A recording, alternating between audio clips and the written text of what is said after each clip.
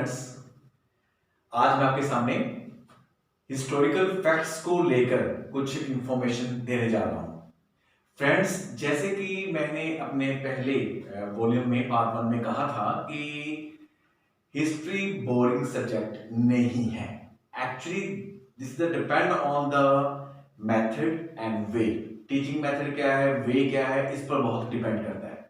देखिए, अगर आप बच्चों को एक स्पिरिट की तरह आपके अंदर होगी कि मैंने उनको वाकई हिस्टोरिकल फैक्ट्स के साथ पढ़ाना है, तो डेफिनेटली बच्चे बोर नहीं होंगे और वो कभी ये कहेंगे नहीं कि हिस्ट्री एक बोरिंग सब्जेक्ट है। या कई बार बच्चे ये भी कहते हैं, या कई बार हम ये भी सुनते हैं बच्चों से या वैसे अदरवाइज और लोगों से कि हमें घटनाएं तो घट गई, अब हमें क्या लेना देना है इससे। तो मैं आज उसी पर आपको थोड़ा सा ये बात करना चाहूंगा कि without historical facts historian history लिख ही नहीं सकता। विदाउट हिस्टोरिकल फैक्ट्स यानी ऐतिहासिक तथ्य के बिना, और ऐतिहासिक तथ्यों को हम चेंज भी नहीं कर सकते, कोई भी चेंज कर सकता है इसको। अब आप देखिए, एग्जाम्पल के तौर पर मैं आपको कुछ एग्जाम्पल्स देना चाहूंगा। जैसे कि फर्स्ट ऑफ ऑल, इंडिया में तो हम रहते ही हैं, इंडिया की तो हिस्ट्री बहुत सी है ही। लेकिन अगर मैं थोड़ा सा एक सुपर पावर कंट्री अमेरिका की बात करूं, तो अब देखिए कि अमेरिका के प्रेसिडेंट इब्राहम लिंकन जो थे, उनकी 14 अप्रैल 1865 को हत्या कर दी गई, यानी उनको उनका मर्डर कर दिया गया। एक विस्कस बूथ नाम के एक पर्सन ने उनको मार दिया था जब वो फोर्ट थिएटर में बैठे थे। इब्राहम लिंकन की हत्या क्यों हुई?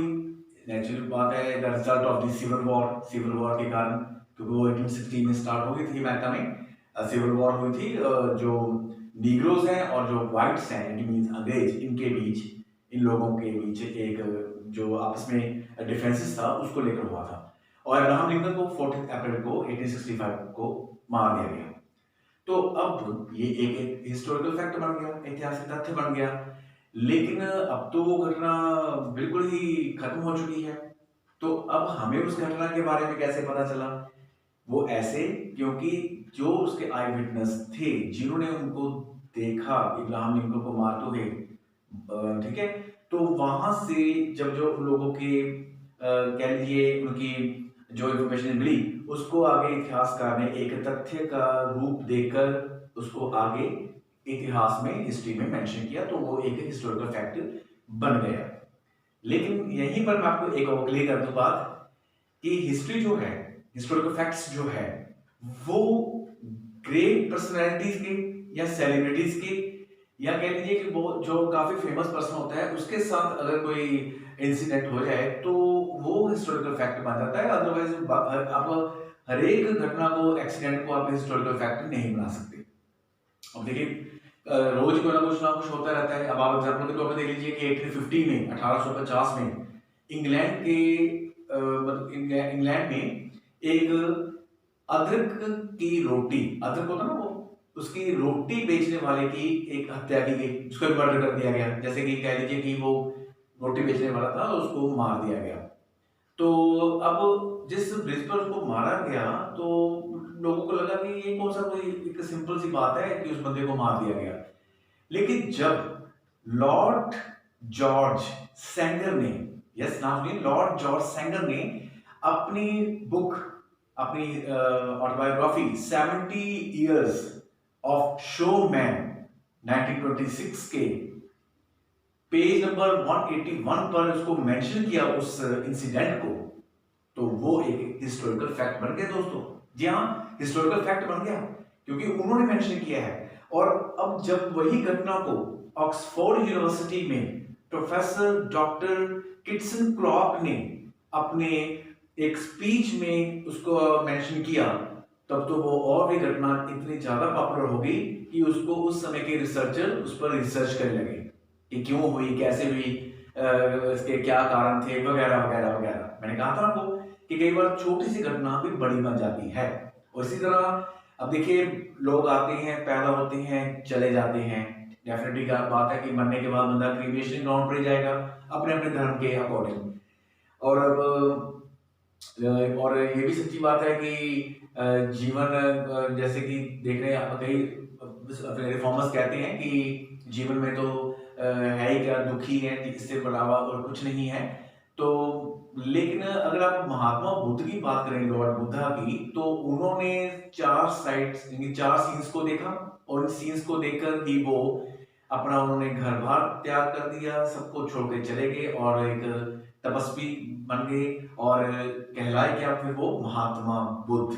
यस, पहले वो गौतम बुद्ध थे, बाद में वो महात्मा बुद्ध कहला दिए, क्योंकि उन उन इंसिडेंट्स ने, उन 4 सीन्स ने उनके ब्रेन पर एक अपना असर डाला, नहीं तो वो एक साधारण से गौतम बुद्ध बनकर रह जाते।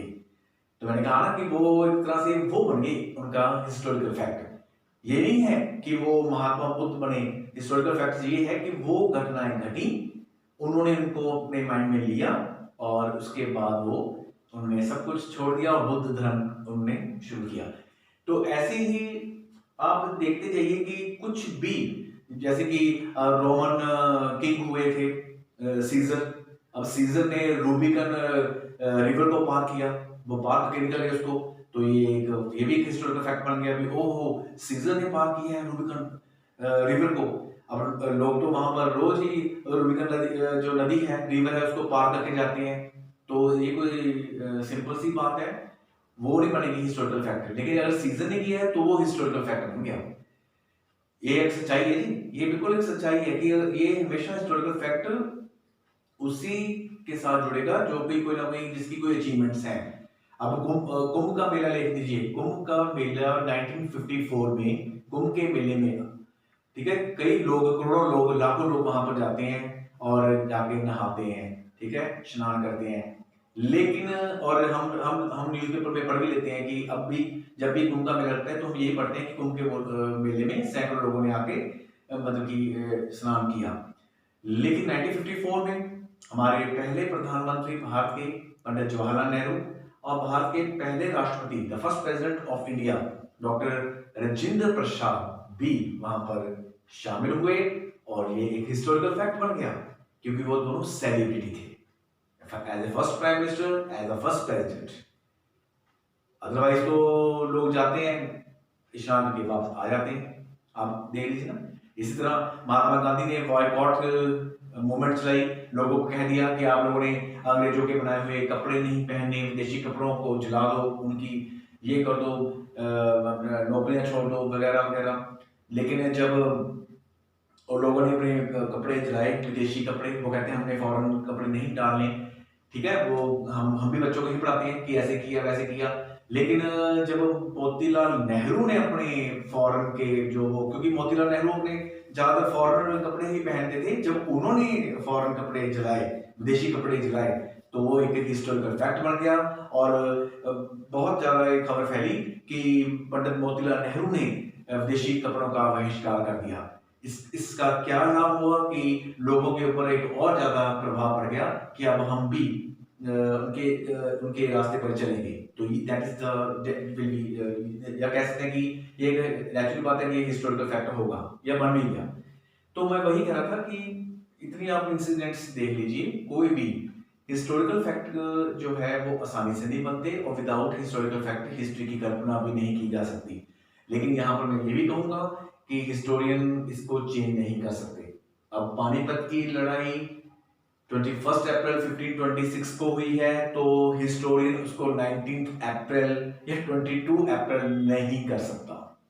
और उसमें बाबर ने इब्राहिम लोदी को हराया, इब्राहिम लोदी मारे गए, ये सच है, ठीक है। थोड़ा सा हिस्टोरियंस इस पर थोड़े से अपने अपने व्यूज दे सकते हैं, लेकिन वो ये नहीं कह सकते कि इब्राहिम लोदी ऐसे हो गए वैसे हो गए, क्योंकि इब्राहिम लोदी की जो उनकी जो डेथ हुई है इस लड़ाई में, उसकी हमें सबसे ज्यादा इंपॉर्टेंट इंफॉर्मेशन बाबर की ऑटोबायोग्राफी तुझके बाबरी, जी हाँ, तुझक या तुझके बाबरी, जिसे इंग्लिश में बाबरनामा कहते हैं, उसमें हमें मिलती है। उसमें बाबर ने इस घटना का प्रॉपर रूप से उन्होंने मेंशन किया हुआ है, पानीपत की फर्स्ट बैटल का। और मैंने आपको पहले भी कहा था कि प्राइमरी सोर्सेज जो होते हैं उनमें ऑटोबायोग्राफी का एक मेन रोल होता है। अगर आप भी अपनी कोई जीवनी अपनी वो लिख रहे हो डायरी, तो जिसमें आप अपनी बातें लिखते हो, तो वो आप झूठ तो लिखोगे नहीं, सच ही लिखोगे।